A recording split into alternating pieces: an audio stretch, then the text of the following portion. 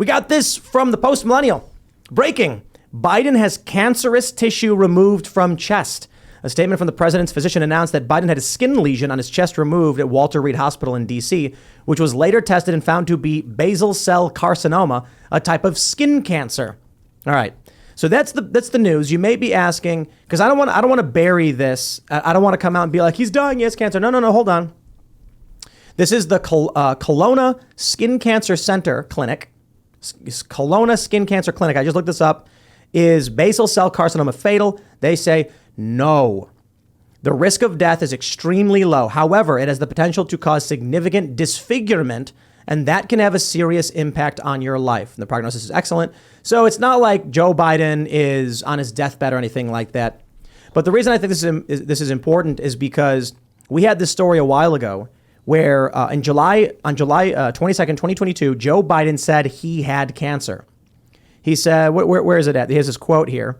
And he says, you had to put it on your windshield wipers to get literally oil slick off the window. That's why I and so damn many other people I grew up with have cancer, and why can, for the longest time, Delaware had the highest cancer rate in the nation. When he said that, the media was like, no, he meant he had it. Well, apparently he didn't. I mean, apparently this dude has consistently had cancerous lesions on his skin.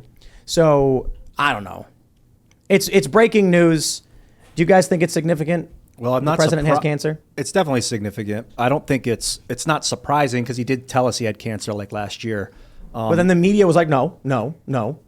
Also, it's probably not super uncommon for people that are, his age and in that kind of stressful environment to develop some sort of stress reaction. Like, I think cancer can be brought on by stress and diet as much as I don't know if pharma's going to tell you it's brought on by, but a lot of times fixing your diet can, in my opinion. Skin cancer is usually a product of sun exposure. Usually. But, yeah, it's another, an environmental stressor as well. Yeah. Sorry to interrupt you. No. It just my dad passed away of cancer 20 years ago, and it was melanoma. It's it's not typical for people to die, but Joe Biden is from skin cancer. But Joe Biden is old, So I don't know that this is something that is going to off him, but I imagine it's worth being honest with the American people about. I think the biggest issue here is the fact that, again, the media is doing the PR role for the administration. Remember that story about Biden being in the shower and then trying to grab the dog's tail and then slipping and breaking his foot or whatever? Yeah. Everybody, well, I shouldn't say everybody, but a lot of people thought that was cover for something else, so they could get him into the hospital. Oh, he hurt his foot. He's got to go to the hospital. And then really they were doing something else. What was the timeline on that? On how long he was in the hospital for? Yeah, or when remember. he was in. I'm curious. I don't know, but I mean, if they can go in and remove cancerous tissue that quickly, I wonder if they're at the point where they're just like, look, we can't pretend anymore. We just got to tell people the truth. It's not the first time he's had cancer removed, but I don't know. I'm just the crazy thing is, at first I see this story about Biden having cancer, and I'm like, okay, well, it's serious, no matter how serious the cancer is. But then I just think nobody who likes Joe Biden, well, nobody likes Joe Biden, but nobody who is on the left or liberal cares. The dude could have a heart attack on stage, and they'd be like, well, and they'd make an excuse for it. And then people on the right don't believe he's actually in charge anyway. So does anybody really care that Biden's... I do. I care. I don't like him, but I care about him. And I mean politically, is there any concern at all? So he's an 80-year-old man, and I understand many people in the audience aren't the biggest fans of Joe Biden, but I think we should be praying for this man, given that if he plots, then it's Kamala Harris. Yeah, seriously. So it's only getting worse from here, and it's going to get a lot worse. People think Joe Biden's incompetent. I think Kamala Harris is twice as incompetent as Joe Biden. So we should be praying for this 80-year-old man. Joe Biden used to know some stuff. Kamala Harris has never known a thing ever. And yeah, they're still trying to drop her. There's been a lot of beef between Biden and Kamala. So I'd be keeping an eye on her, if anything, because if something happens to Biden, I'd be nervous that Kamala was involved. Yeah, so. Or a sick Biden, a really not well guy, makes way poorer decisions. An unhealthy mind is the most dangerous president we could have. I don't even care who it is, if someone's got a broken brain. So I want him to become healthy and soak in the tub. Guys, there's an old saying that the apple doesn't fall too far from the tree. And so when you look at Hunter Biden, as a human being, you have to wonder about his dad. I was like, I want to help like these people to become healthier. I want Vladimir Zelensky to become healthier. I want Vladimir Putin to become healthier. And then I was like, I want the Russian soldier and the Ukrainian soldier that are shooting at each other to both become healthier. And then I was picturing two guys in a knife fight and trying to get them to both become healthier. And I'm like, I couldn't. Ian I was is like, too pure for it life. stops. At some point, I can't heal both of them when they're killing each other. That's right. You can't heal one. Like I don't know who to, like, I do want to, like, elevate and heal people, but when it's like I couldn't, like, spiritually do it. I was like, there's some sort of blockade, like blur. So I have an idea here. I think there's something wrong.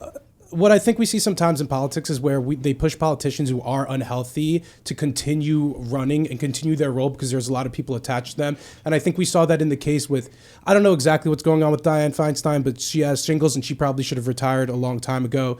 Joe Biden doesn't seem totally competent. John Fetterman probably didn't need to finish running that campaign after he had the stroke, but it seemed that he was pressured by his wife and others. Chrissy, what do you think about this stuff? Well, yeah, it's just, I was thinking that the whole Biden thing is so reminiscent of what's going on with John Fetterman. I genuinely know you're talking about this with Ashley the other day too. Like, there's no way that man just has depression. There has to be something else. He's got to be covering up for something else. But at the same time, I counteract myself because I'm like, there's no way his wife just left a man that could be dying of something to go to Canada. Unless she's like a Stepford wife, like. Yeah. I get it though, because if he's incapacitated, and the kids are probably so scared for their dad, and so they're like, let's do something fun. And Yeah, it but was just Niagara Falls, so it wasn't like they went to the deep runaway to New York. Niagara Falls right across. I'm the border. thinking though, like, think about your spouse is running in a primary. They have a stroke. They aren't in the best of health, and the campaign is not an easy thing to run. There's a lot of pressure. It's a lot of stress. Reporters are hounding you. I was one of the reporters hounding them. And she was like, no, let's stay in the race through the general and one of the most contentious elections, Senate races. It's an extremely close Senate race. And that takes a toll on your health. So you have to think about, like, what a lot of these people around them are putting some of these politicians through. And you have to worry if Joe Biden is okay. And again, we're praying that he is, because if he does plot or resign, it's not getting better. I don't know. I don't know if I think it'll be that different. I think Kamala Harris has a different team around her. I think they're completely... You think Kamala Harris has a team? I mean, yeah, and I think she has a different team around her that think that she's incompetent. Like, she also did very poorly across the country when she was running for president. I don't even think she polled well in California. She quit before the California primary, so that way Andrew she Yang. didn't get hosed and lose her entire political career. Because she was gonna get trounced in California By Andrew Yang. Yeah, I couldn't imagine Kamala Harris interacting with different world leaders too in a serious way. She'd just have that nervous laugh. I don't trust her with her hands on the nuclear button. I think that I'm kind of, whether it's Trump, I mean, I think Trump would do a good job, but I got to be honest, we're going to talk a little bit later about this cat lady burning down her house, and then I just think about it and I'm just like, maybe we just need some hard times, man. I think we'll all be fine. I think everybody who listens to a show like this is probably fine. We got so many people who are like, look, I bought chickens, I got out of the city. And I'm just like, I think most people will be fine. And I think the reality is, I wouldn't want to pull a Bill Maher and be like, bring on the recession to get rid of Trump. But I would want to say something like, guys, whether you want it to or not, the storm is a brewing. And we can see the clouds off on the horizon. Whether it comes now or whether it comes tomorrow, you best get ready for it. But you know what? That storm's going to come and wash away all this BS. I've toyed with the idea of let it get worse sooner so that it can get better faster. I don't think it really works that way. If you let things get bad, they get really bad and out of control. When things are out of control, the World Economic Forum creates a new government. I'm not saying to let things get out of control. I'm saying brace yourself for the storm. Yeah.